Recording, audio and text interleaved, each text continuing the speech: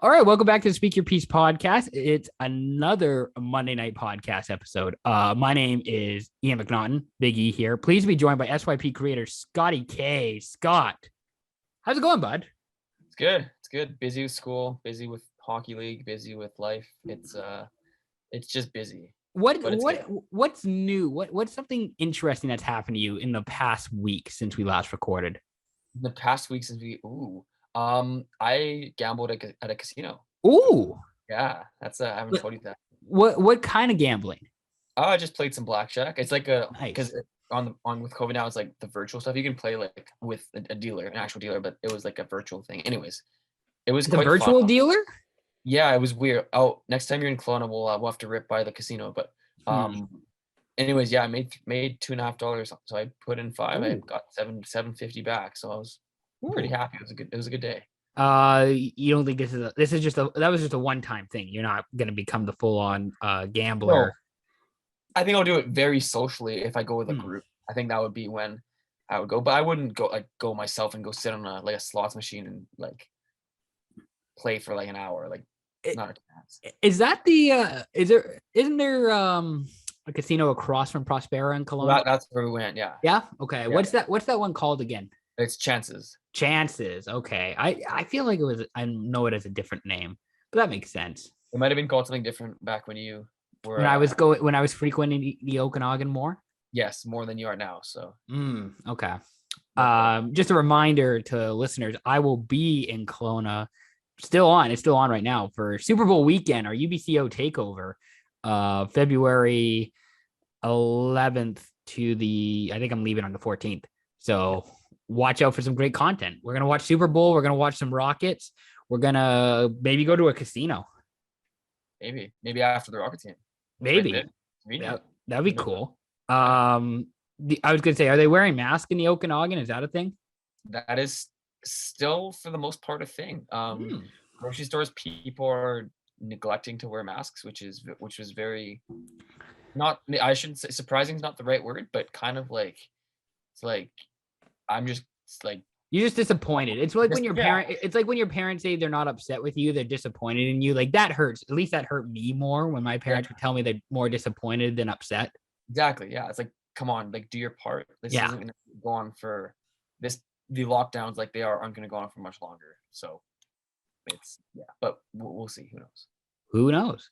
Who knows? We're gonna do a bit of hockey talk. We got a little football action that we want to discuss, and even some baseball. We got some baseball at the end here. Even a mailbag. We got a lot of stuff going on in this podcast. The diverse podcast. A diverse podcast, to say the least. I think the first thing we have to start off with, though, is the racist incidents that we've seen in hockey over the last week or so.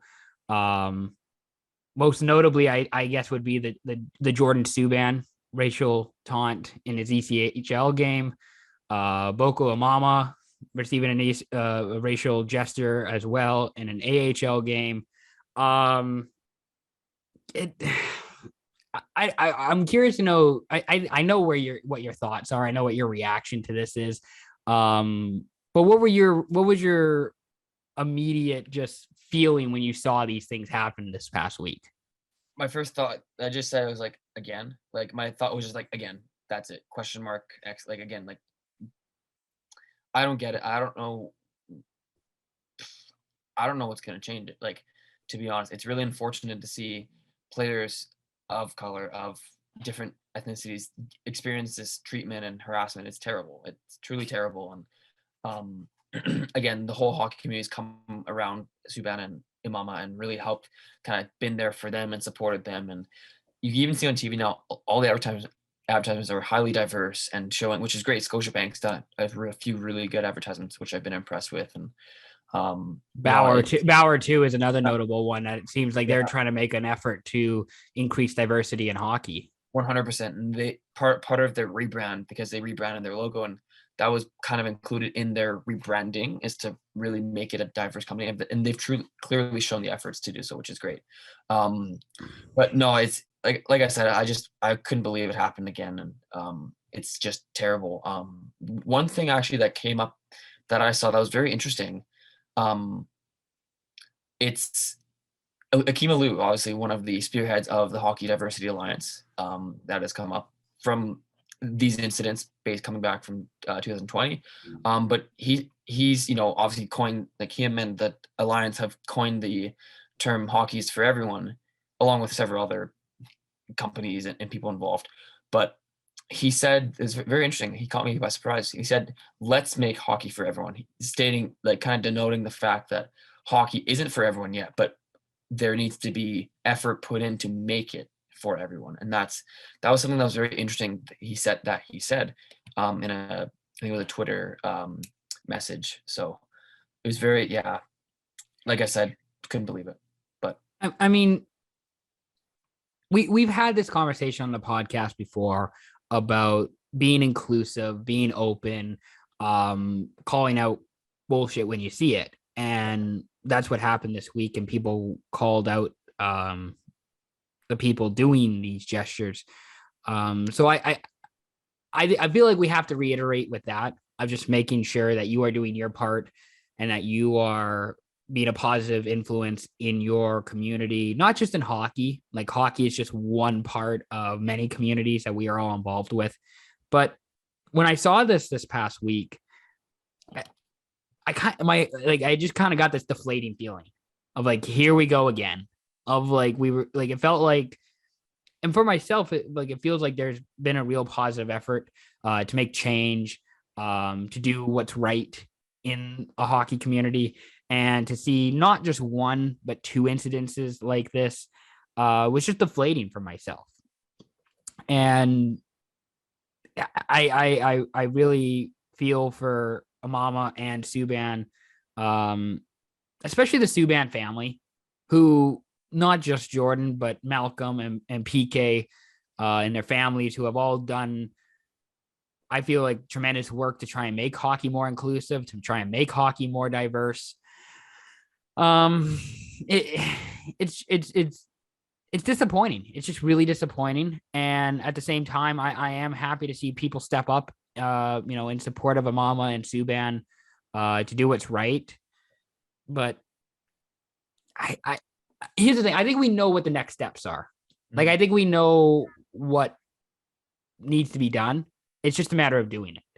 Absolutely. No doubt about it. And that goes beyond you and me. That's the people who are listening. That's the people who are watching. That's the people who are interacting with us, who are taking part in what we do. That's the people who are attending hockey games, who are paying money to watch hockey. It's everyone. It's trying to make hockey for everyone. And, for these players who did these racial gestures and did these racial taunts, hockey is a privilege. No one has a right to play hockey. It is a privilege. And when you do something like that, your privilege is taken away. It should automatically be revoked. You should have no business being in hockey, in my opinion, if you're doing something like that, because we just can't have that. That's just unacceptable conduct. So it's a frustrating week. I think we know what we can do to stop this from happening, but I don't know if you have any words, if you have anything that you want to add to this to kind of make this feel better than what it has been. Like, this week has been really deflating in that regards for myself, but.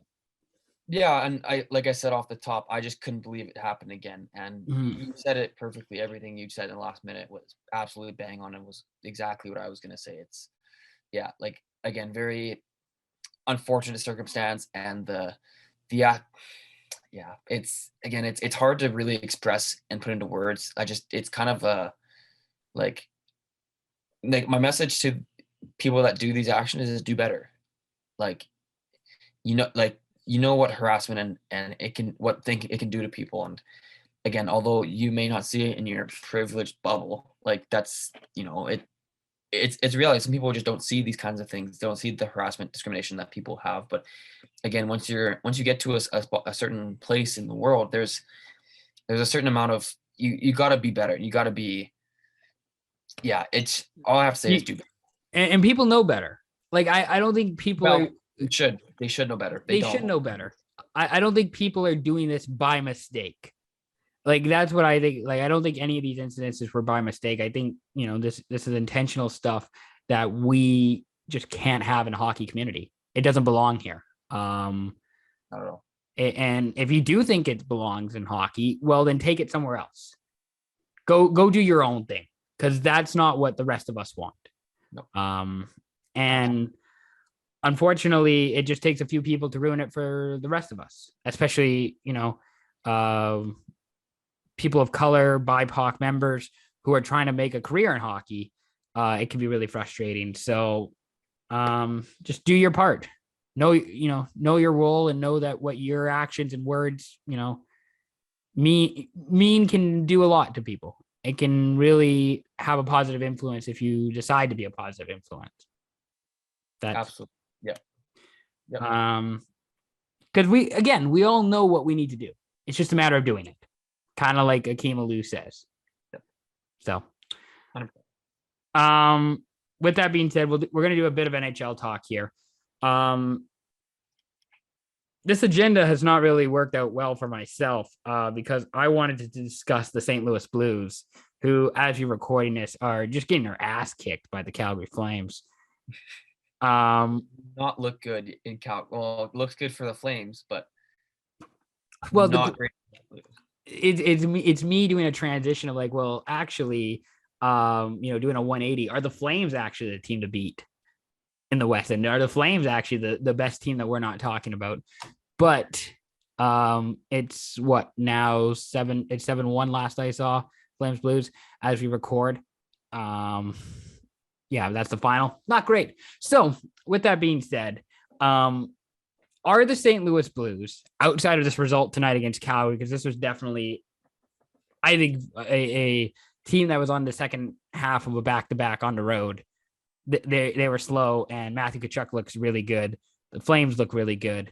Are the Blues maybe the best team that we're not talking about, or at least everyone except Ian isn't talking about, do you think, in hockey right now? Scott, I want to know your opinion. What your thoughts are on the St. Louis Blues? On St. Louis Blues, they're contenders. They ain't pretenders. Let me tell you that for free. They're a good team, and again, they're in. Let's be real. The Central Division stuff, and they're currently second place, if I'm not mistaken, behind the Avalanche, who are, as I'm watching right now, they're beating the Blackhawks 2-0. It's the Blues are good, and I think we've talked about some of these pieces before. I love Jordan Kyrou's game. Ryan O'Reilly's solid as a rock. I love Parayko's game. Krug's been a really nice addition from the Bruins since he came over, and they're just they're just such a solid team. And if Binnington can play like half of what he did in 2019, they're gonna be kind of dangerous in the playoffs.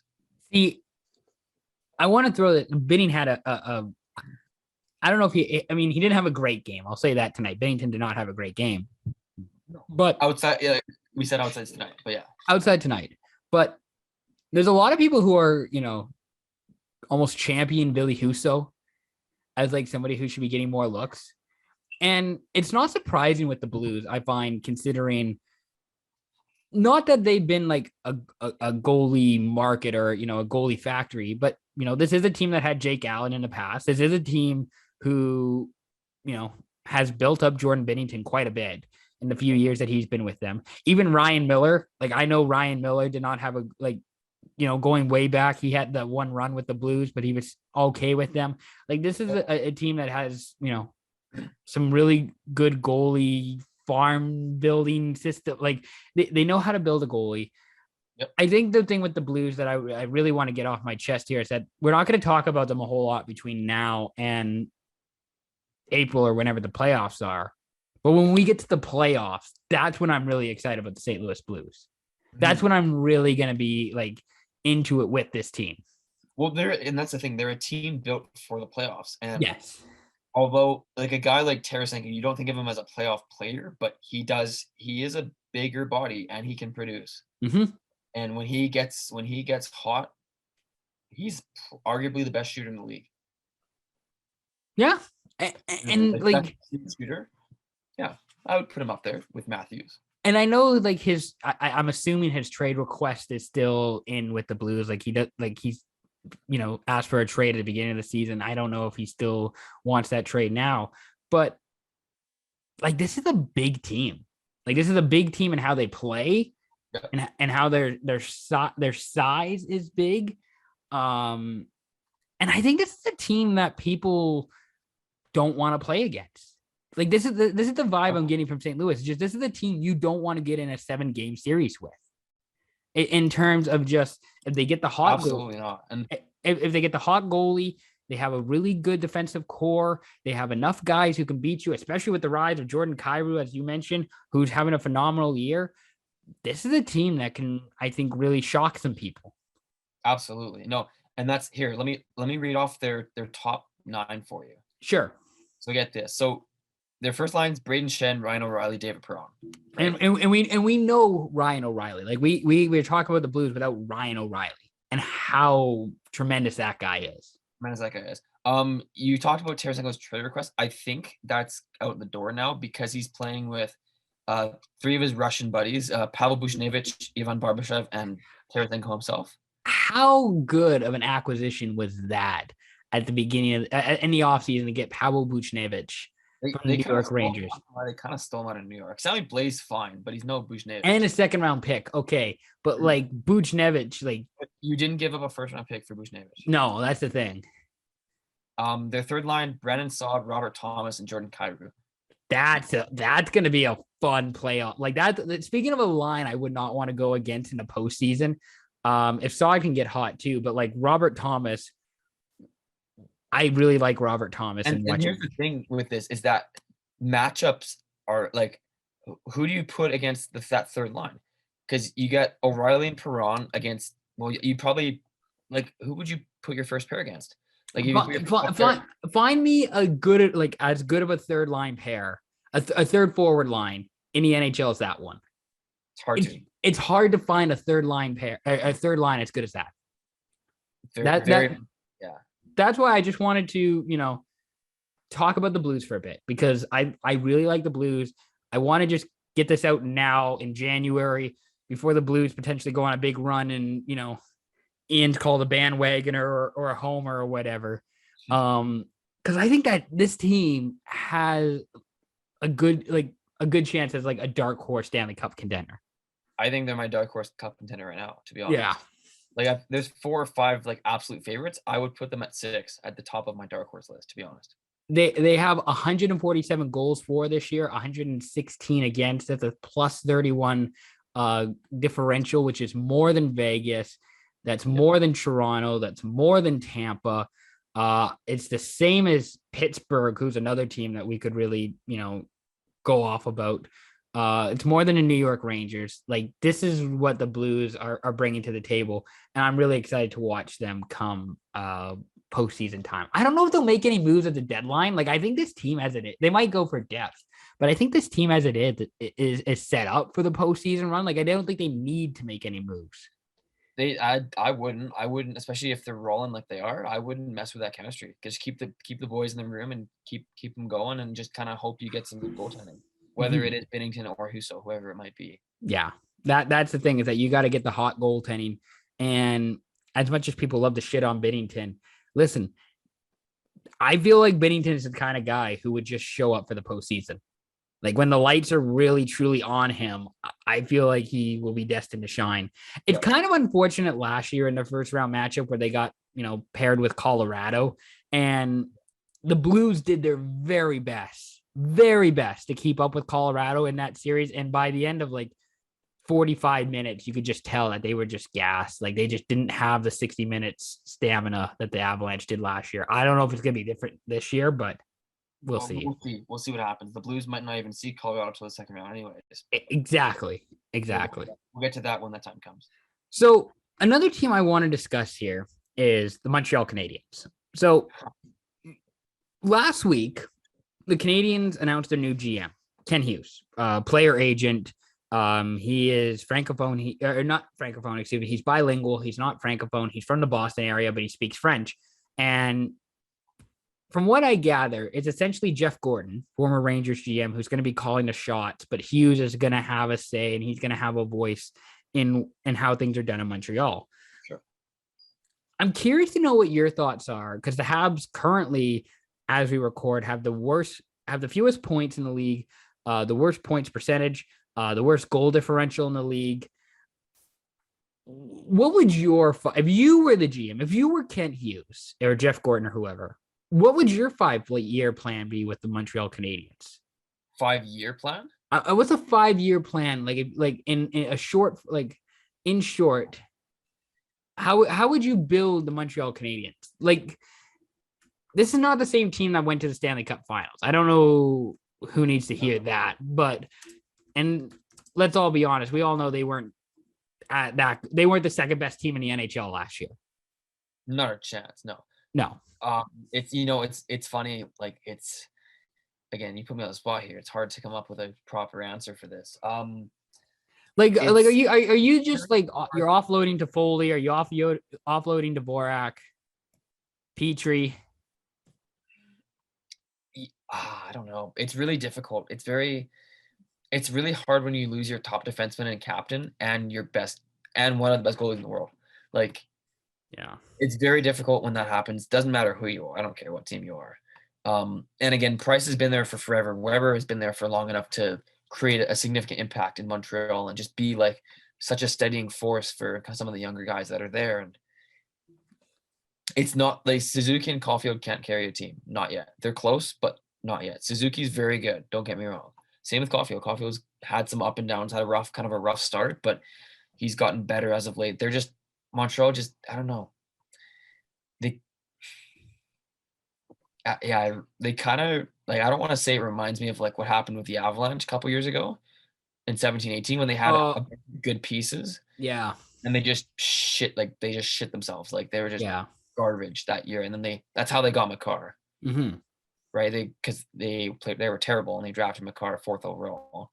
And look what that's done to that team. But not like an exact comparison, but similar. Like, they have the pieces. They just, had a good year, good few years in the past, like thinking like, this is going to be a good team. Like, we're going to run it back. We'll have a good playoff run and see what happens. And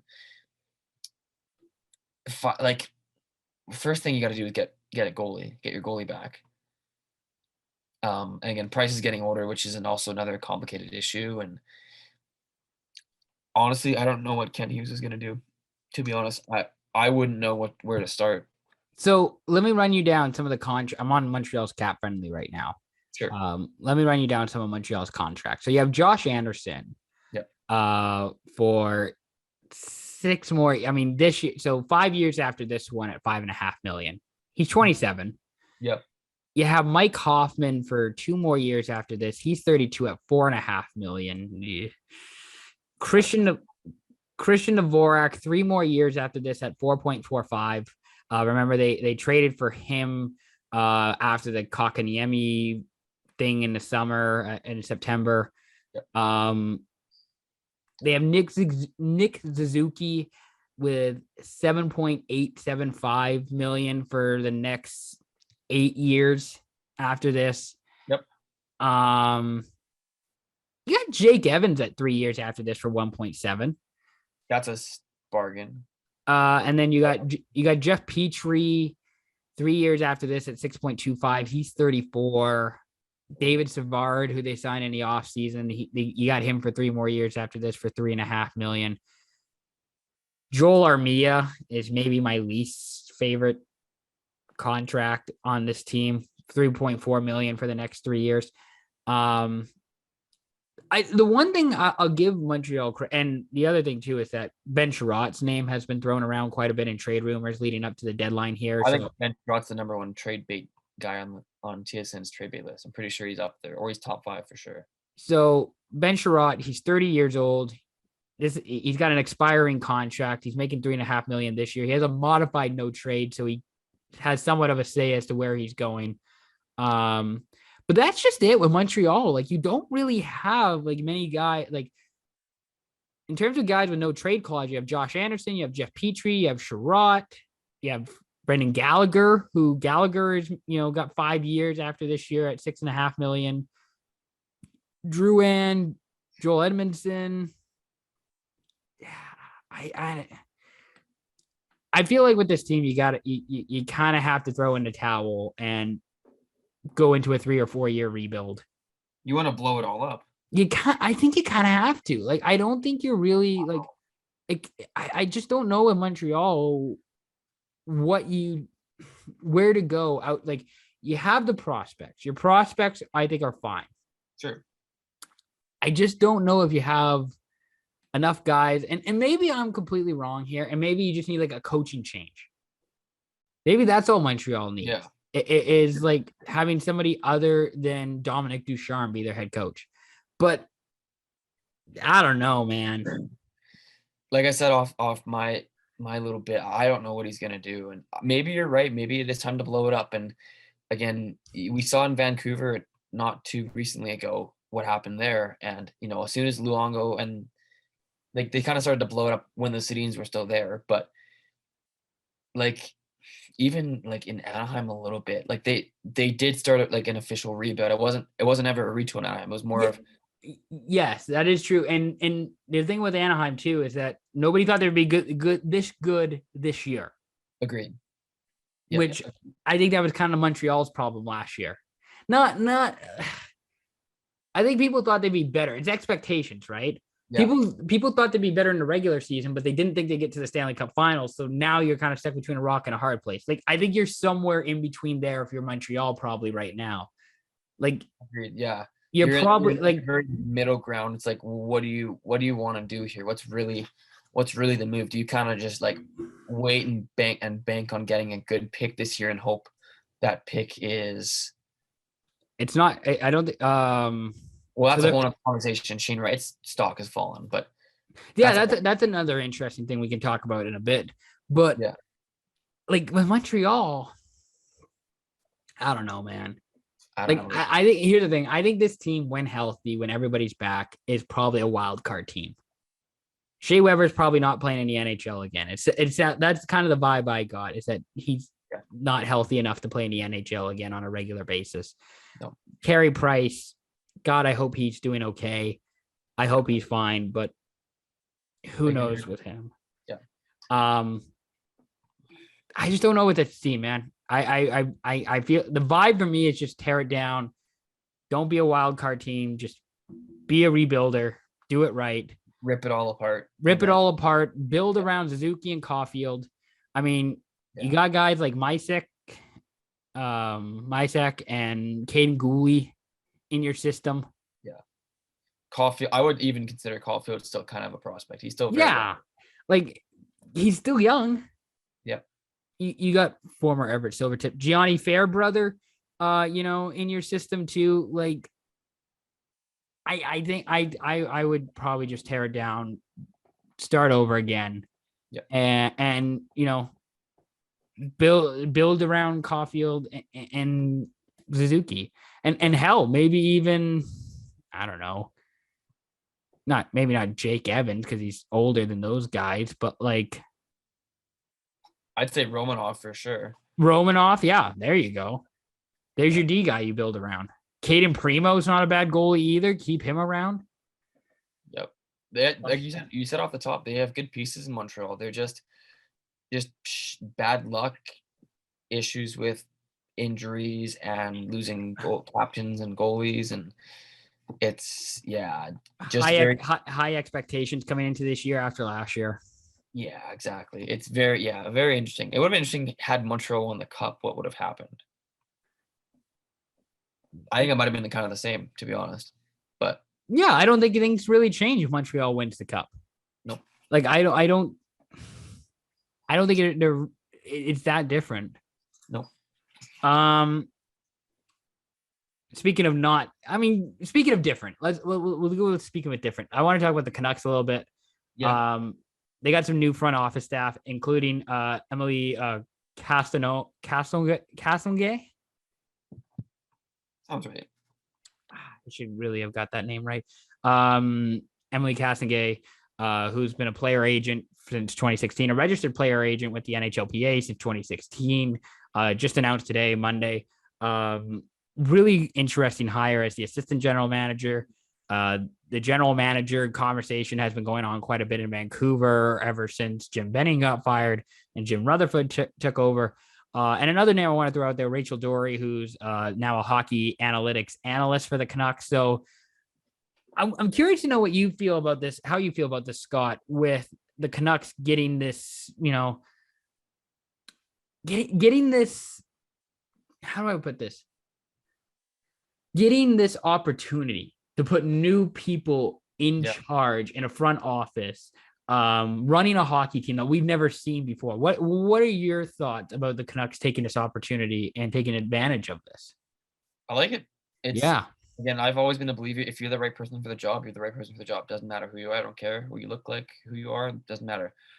And if she's the right person for the job, then that's great. And I think the Canucks are going to benefit from it in a lot of ways. And again, now Boudreau and Rutherford and some of the new people in the upper front office of the Canucks, it's going to be interesting to see how that translates on the ice and onto their success. And again, the pieces were all there. Travis Green wasn't the right coach for the time, and it's going to be an interesting second half and they're going to see what's going to happen and how the Canucks are going to take off and it's just very intriguing to see.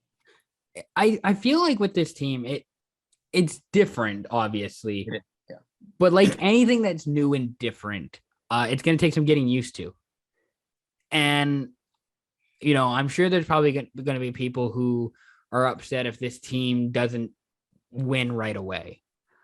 But I think like any good thing, anything worth doing, it takes time. Wow.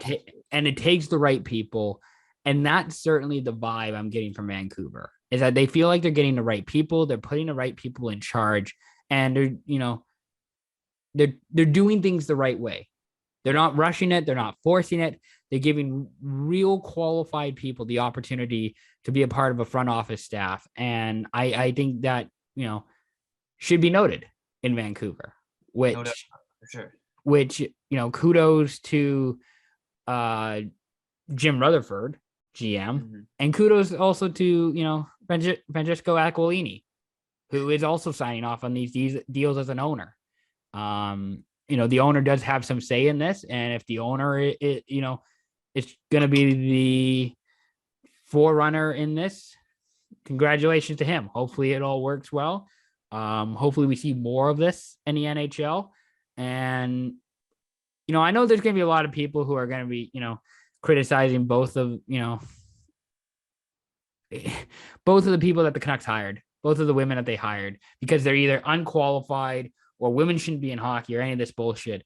But part of me wants to see them win and do well to prove people wrong. And I hope that happens. So, congratulations to Emily and Rachel. I'm sure they listen to this podcast all the time, and I'm sure they're happy that we praise them. Of course. Like anybody. Transitioning to the NFL. Yes. Let's move on to football. Sure. One of the best football weekends I can ever remember in my entire life. Between the Cincinnati Bengals winning on a game-winning field goal against the Tennessee Titans. That was something. That was quite something, I got to say. The San Francisco 49ers winning on a game-winning field goal against the Green Bay Packers. The Tampa Bay Buccaneers coming out of nowhere to tie the game, only to lose to the Rams on a game-winning field goal. And the Chiefs and the Bills playing one of the most dramatic, thrilling, exhilarating football games I've ever seen. Scott. Yes. Did you watch any football this weekend? And if so, what was your favorite part from the weekend? Parts of games at work. That was the extent of what I watched. I tell people this. I only watch the Super Bowl. That's the only game I'll actively sit down and watch the whole game of. And believe it or not, I actually did catch bits of games this weekend, and it was, like you said off the top, it was insane. It was actually unbelievable. Probably, and the fact that you said it was one of the most insane weekends of football in your life, as a Seahawks fan, without the Seahawks playing, that's impressive. That goes to show you how impressive this weekend was. So there you go, fan. There you've got it. Like, if Ian says it's impressive without his Hawks, then that's something you gotta listen to the guy. So, and we know the Seahawks playing crazy games. The Seahawks have never played in a normal football game ever. Oh, never, not a chance. Not a CenturyLink ever. Anyways, no. Never. So the part I did see Brady and the Bucks drive down the field twice and tie the game up. Unbelievable. And then I saw the Rams kick the game-winning field goal in overtime. Yeah, I was kind of rooting for Brady. I would have loved to have him see him win an 8th Super Bowl, but it would have been nice to see. But again, you can't make everyone's dream come true. So good for the Rams. It's they played a hell of a game, and the fact they kept Brady and the Bucks to 13 points at half. I think it was 20 points was the deficit. I believe it was 27. It was like 27-7 at half or something. Yeah, that's ridiculous to me. You hold Tom Brady in a playoff game to 7 points at one half. That's pretty damn good. I gotta say. It was 20 to 3. 20 to 3 at halftime. Wow. And yeah, the Buccaneers came back. Crazy. And they still lost. And they still lost. That's ridiculous. The other moment that I found pretty funny was that the Josh Allen meme is circling around the internet of him just sitting on the bench. It's when because they were in the, I'm pretty sure they were in the lead. Yeah, they had the lead with 13 seconds left. And they lost the game, and Josh Allen never touched the ball from that point on. Nope, he never touched the ball after 13 seconds left in the game, and he still lost. Makes you question the overtime rule. It does. It does. It doesn't give both teams a shot, especially if the first team scores a touchdown. And again, with an offense like the Chiefs, they're almost automatic. Dare I say they're almost automatic. I don't want to be the guy who says that they need to change the OT rules because I don't have a better alternative. Like, you can do the college thing, sure, where you just start at the 25 and, go back and forth then. But you could do that. Otherwise, I don't have a better alternative. At the same time, as a Seahawks fan who watched the Seahawks win in overtime in the 2015 NFC Championship game against the Green Bay Packers, I love the OT rules. Yeah. I think the OT rules are great and we should keep them. Yeah. You can't please everyone all the time. And again, I think the whole world was rooting for the Buffalo Bills, to be honest. Who wouldn't want to see Philadelphia as Super Bowl? That'd be absolute chaos. And people hate Patrick Mahomes' brother too. But they don't hate, so they hate Jackson Mahomes, but they don't hate Patrick. No, that's just it. They don't want Jackson winning. Got it. They don't want to see him winning. Got it. And if Patrick wins, he wins, is what you're saying to me. Yes, pretty much. Huh. Okay. But no, I think people were rooting for Buffalo. I think there's gonna be people rooting for Cincinnati and Joe Cool, Joe Fresh, Joe Burrow. Who wouldn't love the new kid on the block? Joe Burrow's sick. That dude's got so much swagger, man. He's like, he's kind of like Zegras in a way. He's kind of like the Zegras. Well, I don't know. Has Burrow ever flipped the puck up behind the net to Sonny Milano? No, but he's probably flipped the football over a linebacker to a receiver. He's probably done that before. Maybe a couple hundred times this year, but Burrow's got so much swagger, dude. Like, that dude, yeah. Is Joe Burrow the Jack Harlow of the NFL? Ooh, no, that's an interesting take. Makes you wonder, right? That makes you wonder. So what will that make Derrick Henry then? Would that make him, because he's pretty new too. That's interesting. Like, would Derrick Henry be the gunna? No, maybe actually. Gunna did kind of burst on the scene pretty recently. He's kind of thick. He's kind of thick, yeah. Maybe Derrick Henry and Gunna are long lost brothers. Yeah, I don't know. What would that make Jimmy Garoppolo then? Ooh, G-Eazy. He's from San Francisco. Oh God. Okay, we can end this conversation. Was G-Eazy the one who was supposed to come to Squamish Live, or is that Logic? I think it was Logic. Did one of them already come, and then the other guy was supposed to come, and then that's when the music festival I think canceled. G-Eazy went to either Faded in the Park or Breakout one year. Pemberton? Or it might have been Pemby. I don't remember exactly, but anyways, yeah, G-Eazy was supposed to come to the Vancouver-ish area, and I don't think he ever showed up. What a dick, right? I guess he's too cool for us. He's from San Francisco. He's too cool for Vancouver. He's big timing the Pacific North or the Greater Vancouver area. I guess. Again, I'm gonna be in Kelowna for the Super Bowl UBCO takeover. Would you be disappointed if it's a Chiefs 49ers rematch? No, that'd be all right. Okay. I mean, all the medium, ugly dudes are praying for Jimmy G's downfall. It's me. I'm medium ugly dudes. I'm hoping Jimmy G, fails this weekend. I mean, being a Seahawks fan, a 49ers Rams NFC Championship game isn't good for my mental health anyways, but it's like your worst nightmare. I think my worst nightmare would be Cardinals 49ers. Because those teams are definitely not as good as the Rams. Like the Rams are like a one to and their coaching is incredible. Yep.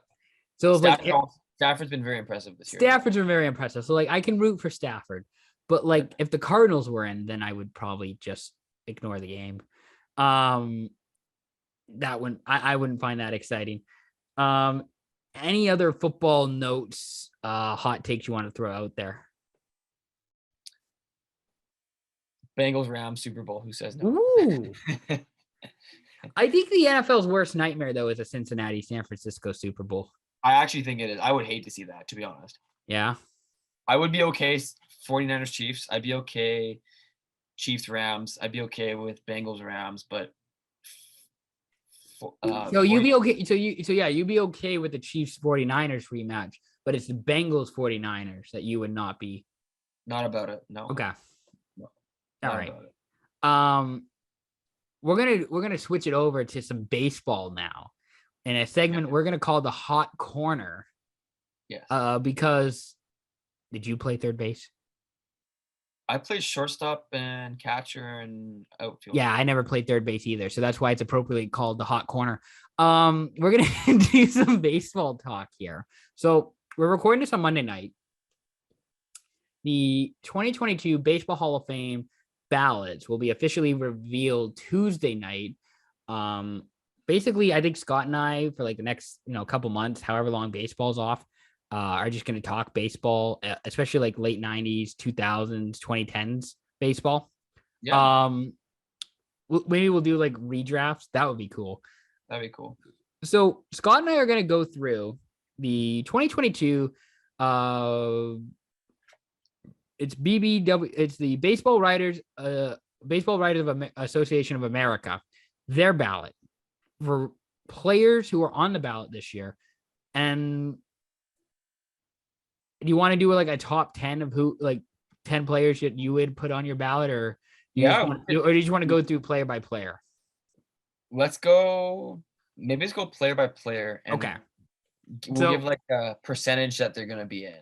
Okay. I like that. So we might not go through the whole 30 list here that I have on Baseball Reference. No, let's go through the notable ones. People that one people might know. Okay, so Barry Bonds.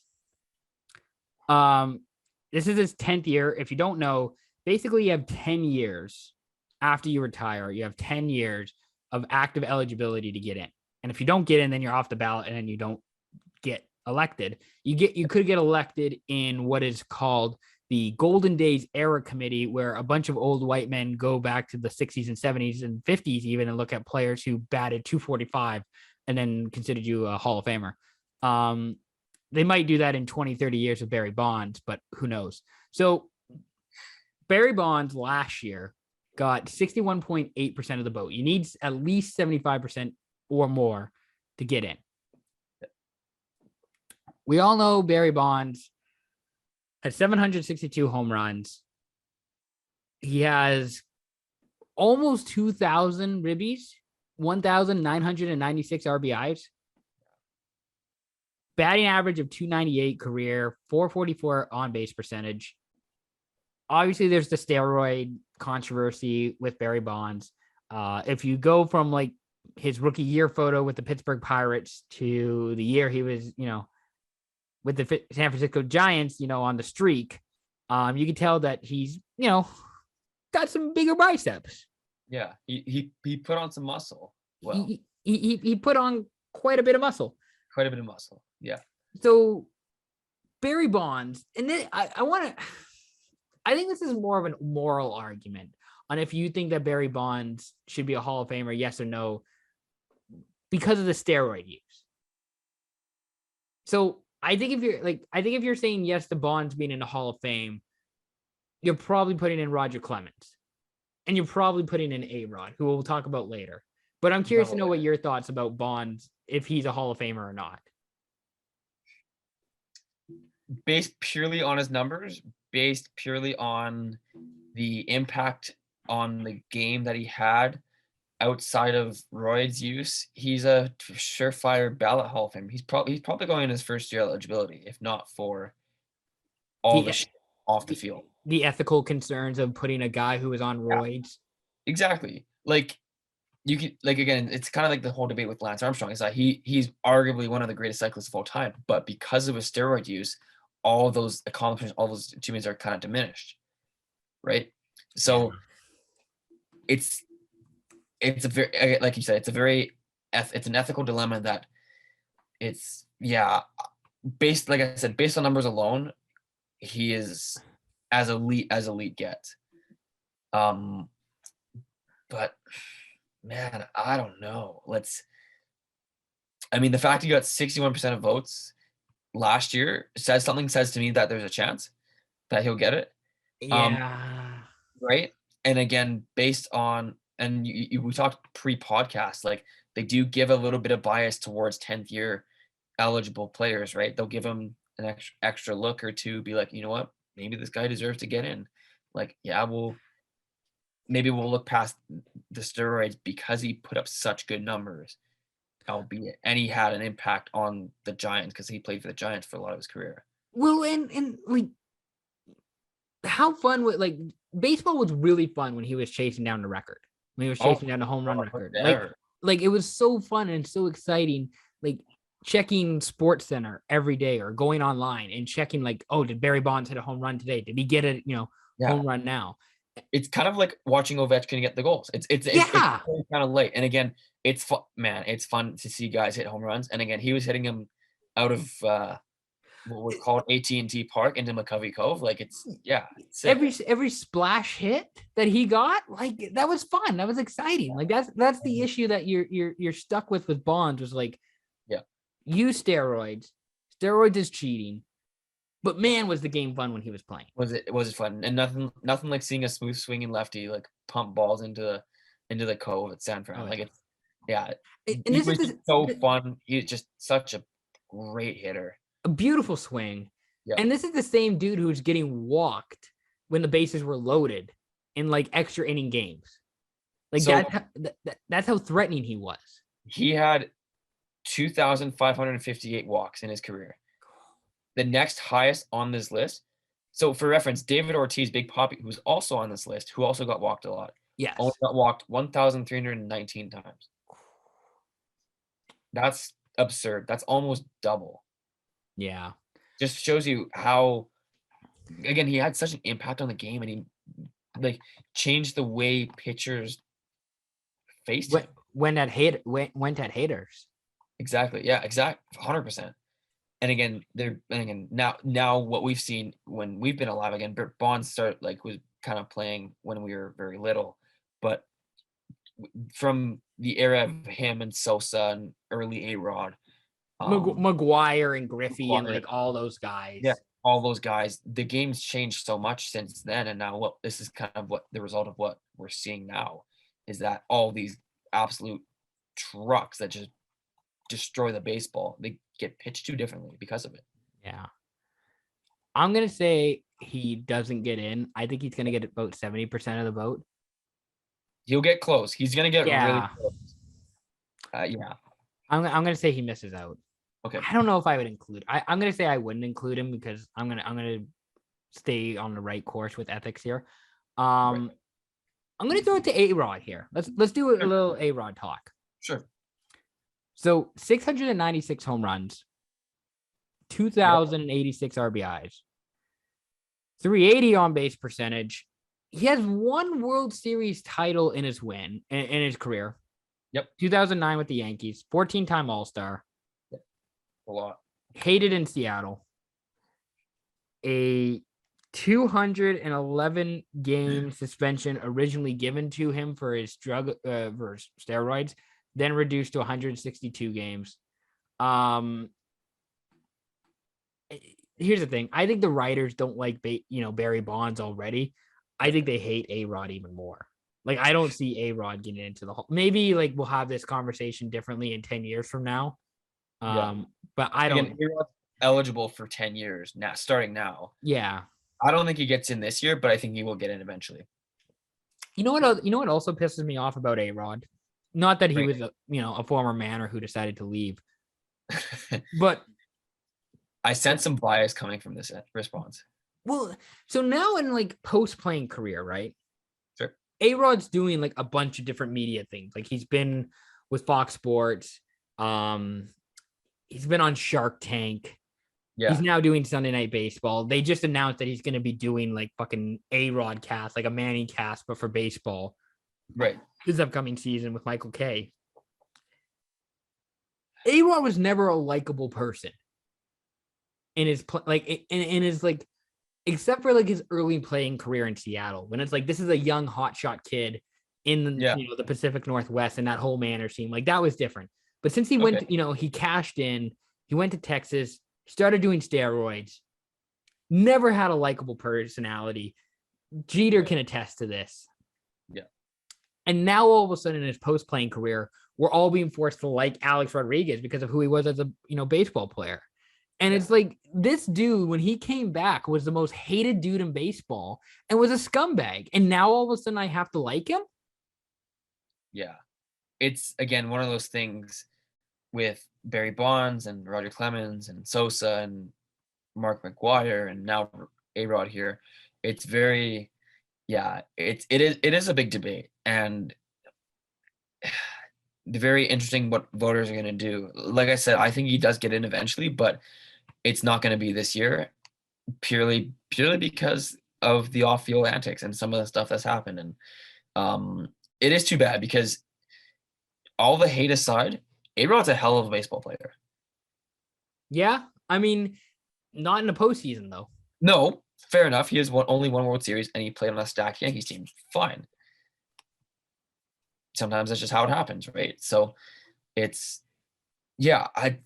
very interesting with A-Rod. Very, very interesting. I do agree with you though. Like I am, very petty when it comes to this sort of stuff, but I do think eventually he will get in. I don't know when. I think he'll get. Yeah, I think he's more likely to get in than Barry Bonds is. To be honest. Yeah, I could see that. Maybe there's a recency bias to that because Bonds has been on this list for 10 years now, and A-Rod's just in his first year. But yeah, it's very I think the right word for A-Rod's polarizing. Yeah, that's every facet that you can look at. And again, he did some dumb things, but he was also a hell of a baseball player. And he, like you said, 14-time All-Star, World Series champion. Like, it's hard to argue against that. So A-Rod. Sure. Career 365 on base percentage in the postseason. Pretty good. It's a little underwhelming. And in his last, he was on the Yankees team that went to the wild card game in 2015 against Houston. Went 0 for 4 in that game with 2 strikeouts. Had a 111 on base percentage against the Tigers in the 2012 ALCS.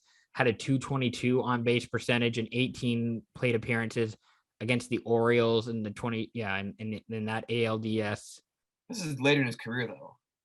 Yeah, I mean he did hit he did have a 500 on base percentage against the Twins in 2009 and EDS, 567 in the ALCS. So basically like he had a really good run in 2004 and 2005, even though in 2004 they lost to the Red Sox in the ALCS. They lost to the Angels in the 2005 ALDS, and they won the World Series in 2009. And then they lost to Texas in the 2010 ALCS. That's kind of what I remember, like, thinking back on that now, of just like missed opportunity. Like that was a weird Yankees team too, and like that in the early to mid 2000s, where like they were loading up with like Teixeira. They had an old Jeter. They had an old A-Rod, Ichiro, CC. Yeah. Oh, you mean like the early 2010s? 2010s, excuse me. Yeah, 2010s, mid 2010s. Like, yeah, the Yankees always, Keith. First of all, the Yankees, they always have money to be able to be in contention. Oh yeah, and that's why you get all these weird old teams. You get like washed up superstars, you name it, and then you get like some guys that come in that are just very random. Now they have a good prospect pool. It's a bit different. Gleyber Torres and well, now they have like the Yankees like should have been a World Series in the last 5 years with Torres and Sanchez and Aaron Judge, Stanton, Betances as well as hell of a Betances. So yeah, but again, like I said, to my point, like they have enough money to load up and be able to trade for and acquire these players, like a guy like Stanton, take him out of Miami and like pay him, pay the Dolphins 50 to 75 cents on the dollar to get him, and that's how you go on some of these runs. Yep, exactly. So A-Rod, we do think we'll get in, just not this year. Not this year. Yeah. Speaking of guys they paid 50 cents on the dollar for, Roger Clemens, former Yankees pitcher, former Red Sox pitcher, former Blue Jays pitcher. I don't know. If you're not putting in Bonds this year, then you're probably not putting Clemens in either. No, again, hell of a career, hell of a pitcher, but not going to do it for me. Unfortunately, I don't think he gets in either. I think it's a steroid, and just the personality too, I think rubs people the wrong way. Yeah. He's got the accolades. He's got the titles. It just, these are writers' personalities that are, being meshed together that don't always work out, and I think that's what you'll see with Clemens not getting in this year. That's my take. Yeah. So who does get in? Tell me. Right. Let's get to that. Who gets in? So we both agree David Ortiz is a lock.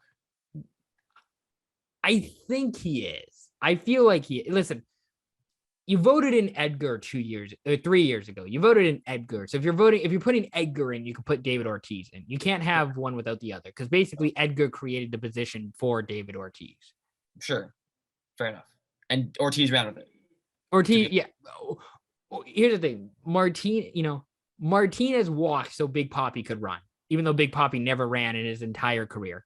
Sure. Viewers who don't know, Edgar Martinez played for the Seattle Mariners, is a legendary Seattle Mariner. Just sidebar. Little bit of bias, maybe, with the Edgar Martinez DH talk. Anyways. I don't know if Manny gets in either. Ramirez? He only got 28% of the vote last year. That's a big jump. That's a big jump to make. He might not get in this year, but I think he will get in eventually. Probably. He was too fun. He's too fun of a guy not to get in. Well, he had the steroids problem too, right? I know. Yeah. Okay. But in I really want to hit on this. Like in the late 2000s, like as a Manners fan, it was just, I remember like as a little kid being like, oh shit, the Red Sox are in town. Yeah. And here's Big Papi, Manny Ramirez, Dustin Pedroia, Kevin Youkilis, Mike Lowell. Kind of a deadly team. And same with the Yankees. Like this is the same Yankees team where it's like, oh shit, when they come to town, it's like, here's A-Rod, Jeter, Jorge Posada, Hideki Matsui, Damon, like all these guys. There were a few years where the Rays were very good too. Yeah.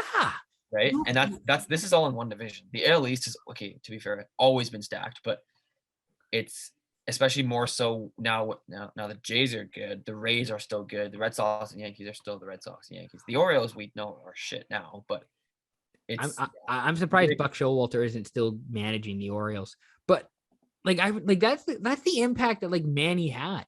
Like it is like when they came to town, when the Red Sox came to town, they always had like good starting pitching, and it was how are we gonna get through the 3-4 of Ortiz and Manny Ramirez or Ramirez Ortiz? Like that team was so good. I agree with you. He was a part of the 2004 Red Sox team when they just got over the hump and finally won the World Series. So he'll probably get in for that. I feel like. Yeah. I don't know. I don't know if it's this year though. No, for sure. Same with Todd Helton. He's got 44% of the vote this year. I think 44 last year. Yeah. Todd Helton probably gets in like the next 2 years. I agree with that. Yeah, absolutely. So in terms of guys I'd actually put in this year, Ortiz, Todd Helton. So here's my ballot. My ballot would be Manny Ramirez. Yep. Helton. Yep. Ortiz. I don't think I'd put in Andy Pettitte. He's close, but not yet. Yeah, I mean, I think you can make an argument for Prince Fielder. It's maybe not a great one, but I think you can make an argument for it. Yep. Like I'm looking at guys like lower down. Like it's really tough to make an argument. Like it's really tough to make an argument right now for Torrey Hunter and Lincecum. I mean, Lincecum like did have his moments, but he was only really useful in the one playoff run for the Giants when they won the World Series. He only played for 10 seasons. It wasn't like he had a long lasting career, right? It was very kind of like he was there and then he was gone. It was very, His high was his peak was his peak. And after that, it was just, Absolutely. I mean, I don't know if I'd put in Omar Vizquel. He's obviously going through some off the field stuff. Scott Rowland, I mean, Billy Wagner, I think you can make a good argument for Billy Wagner too. Yep. But probably right now, guys, I would feel confident in putting in would probably be Manny, Helton, and Ortiz. Yeah. I agree with you there. And again, we'll see what the voters decide on, but I think those three are there for sure. And then maybe one or two more. Yeah, there you go. Cool. This has been Hot Corner with Big E and Scott. We never played the Hot Corner, but I never played it either, but it seems like the perfect, title segment for this. Yep. All right, we do have mailbag questions that Big E has to go find because it's been over 24 hours. Mm-hmm. I do have one question from my own personal mailbag. Oh, you pull that up then. You pull that up first. The question is, as we know, the Green Bay Packers did lose on Saturday. Where do Rodgers and Devonte Adams end up next season? This is from friend of the pod, Raymond.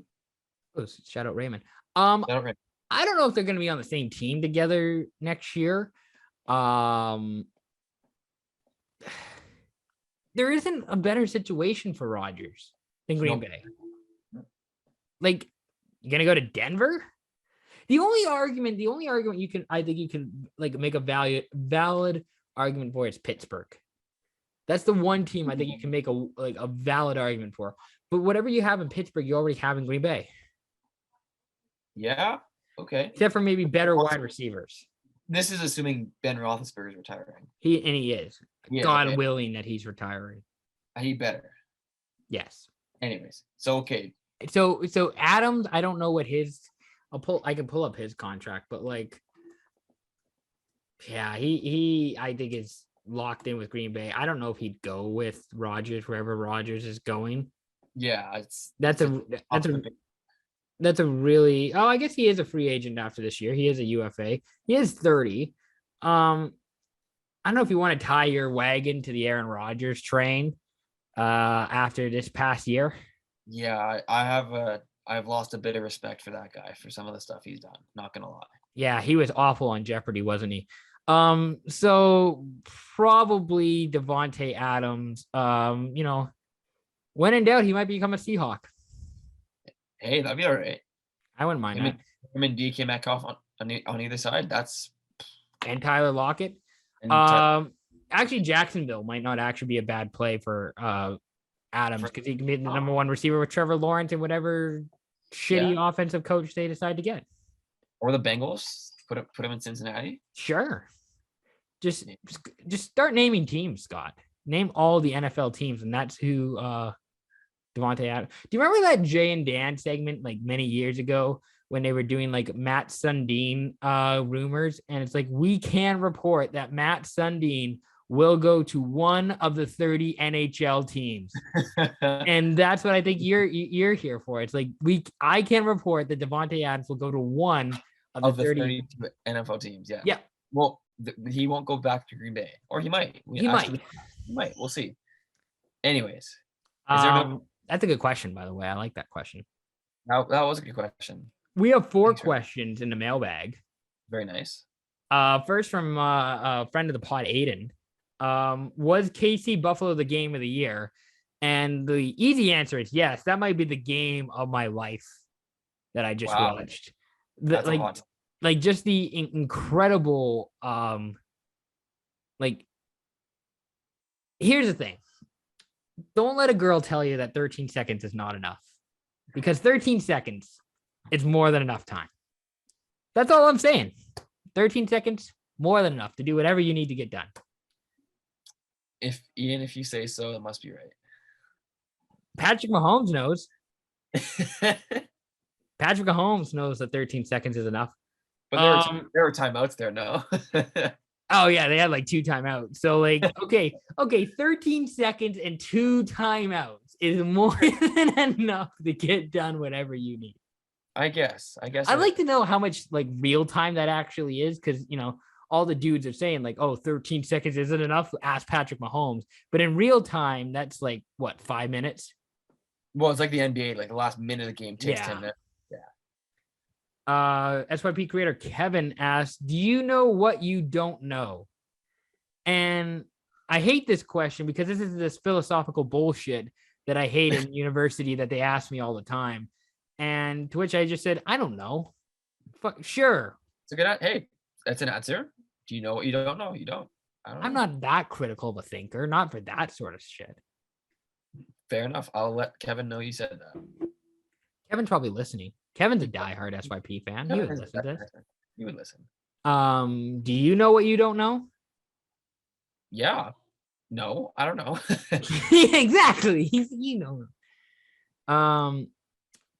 Aaron, friend of the pod, Aaron. Nice. Asked, will McDavid ever win a cup in Edmonton? Ooh. Well, after that Battle of Alberta win, my hope is restored. But before that, it was looking very bleak, I must say. And I want to credit, what was the journalist name? Jim Matheson? That's the one, Jim Matheson. Shout out to Jim Matheson for pissing the fuck off Leon Draisaitl to get the Oilers going. Because that is such, so for those who don't know context, Jim Matheson asked Leon Draisaitl, why are you so pissy, in a press conference? Which completely unprofessional and completely a no-no, I would say. I wouldn't ask that. I wouldn't ask that. That's not what I would do. No. But Jim Matheson has the balls to do so. And it worked out. I guess it worked out for the Oilers because the Oilers won on Saturday night. So yeah. Yes, McDavid will win a cup in Edmonton. They need a goalie first, but they'll do it. The correct answer is no. No. This isn't the 1980s. The best player in the league is not winning a cup in Edmonton. What are we doing here? The real question is, what teams are McDavid going to go play for in the next few years? That's my hot take. That's a good question. Colorado. Colorado, Vegas, Toronto, Anaheim would be good. I feel like Toronto could do like a Tavares plus others swap. Oh yeah, right. Not a chance. For McDavid, no way. I don't think Edmonton's ever trading McDavid unless he actually wants out. But I guess you might want to, depending on how bad. Yeah, okay, I guess you're right. You ever been to Edmonton? Yeah, in the summer. Hey, McDavid got hey, he has a heated driveway, so he doesn't have to shovel snow, so it's all good. It's still fucking cold. It's still fucking cold, but he doesn't have to shovel snow. So it's okay. Finally, my dad asked, why am I not a Saturday selections winner? Do I sick that badly? Which I think he meant to say, do I suck that badly? Here's the thing. Saturday selections is, we've talked about this on the podcast before, completely random. It's it's a very random process. Very random. So I'll give you some context on this for this weekend. Oh, Seven people picked the 49ers to win. And yeah. those 7 people were very lucky, but I don't think any of those 7 actually won overall selections. So it just goes to show you how random voting is and how it's a big mess every time. It's fun for me to count votes and see if people vote for it, but and here's another thing. This is not me criticizing Scott for his, role in selections, because Scott does a great job, and it's really well done. Scott is more generous with winners than I am when I do selections. Mm-hmm. So if you really don't win when Scott's doing selections, so which Scott has been doing selections just under a year now. Pretty close. I was gonna say, like, it's been like at least 6 months, generously at least 6 months that you've been doing selections.